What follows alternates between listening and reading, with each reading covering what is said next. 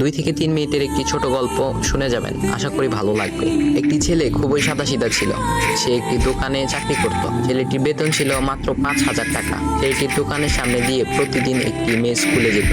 মেয়েটি প্রতিদিন বোরকা পরে যেত, কিন্তু প্রায়ই মুখটা খোলা থাকতো।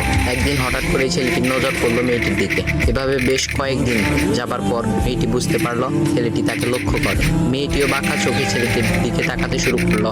ছেলেটি মেয়ের চলাফেরা দেখে মুগ্ধ হলো।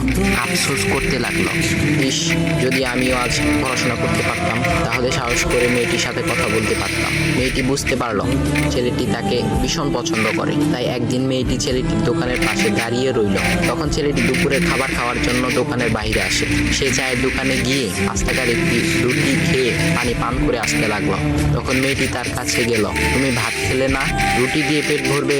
তখন ছেলেটি মেয়েটিকে দেখে অবাক হয়ে গেল। তখন ছেলেটি বলল, আমি ভাত খেলে আমার মা, বাবা আর ছোট বোনকে কি খাওয়াবো? মেয়েটি শিক্ষিত, তাই অল্পতেই বুঝে গেল।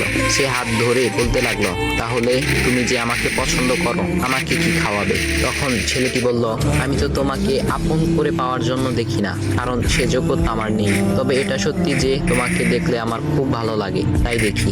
মেয়েটি ছেলেটির কথা শুনে চোখের পানি ধরে রাখতে পারলো না। সে বুঝে গেল ছেলেটির চরিত্র ও ভাবনা অনেক সুন্দর।